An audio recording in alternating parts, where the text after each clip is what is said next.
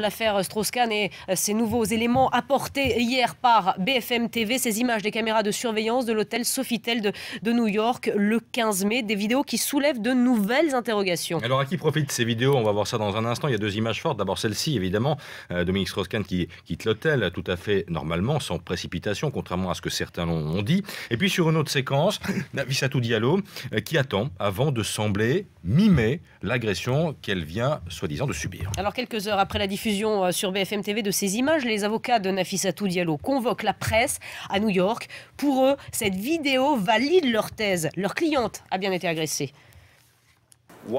Pourquoi serait-elle descendue dans le bureau de la sécurité pour rejouer cette scène devant sa supérieure après que DSK ait quitté l'hôtel et alors qu'elle porte toujours son uniforme si tout cela n'était pas arrivé? Elle a dû chasser des fantômes, les fantômes de la théorie du complot qui voudraient faire passer DSK pour une victime. La seule victime ici est cette travailleuse, mère célibataire du Bronx, Nafissatou Diallo. Les images parlent d'elles-mêmes. Priorité au direct, Jean-Bernard Cadier, vous êtes avec nous en duplex de New York. Les avocats, on vient de l'entendre, de Nafissatou Diallo, pensent que c'est tout bon, cette vidéo, pour leur cliente.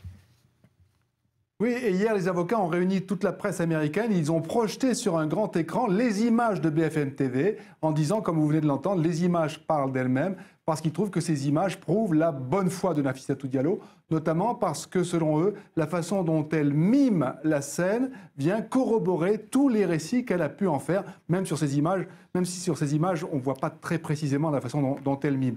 Autre élément pour eux, Dominique Strauss-Kahn avait l'air pressé pour eux parce qu'il a pris un taxi jaune, et quand on est à New York et quand on est un personnage important, on ne prend pas un taxi jaune, on prend un taxi noir, une limousine. C'est la preuve, selon eux, qu'il était pressé. C'est leur interprétation.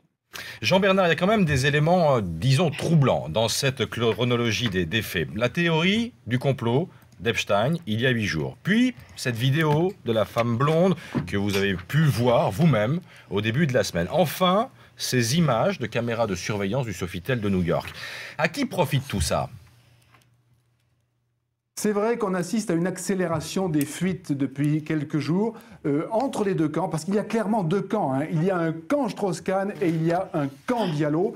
Ils se comportent comme si le procès, comme si l'instruction avait commencé. Chacun amène ses fuites, chacun amène ses pièces, ses preuves. Le camp d'en face démonte les pièces, démonte les preuves.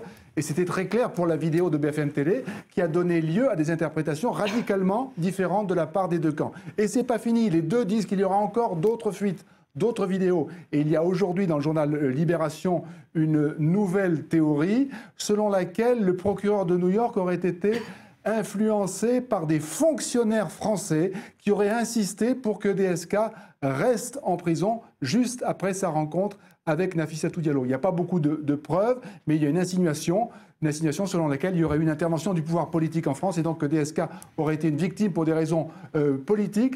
C'est une fuite qui ne devrait pas déplaire au camp DSK.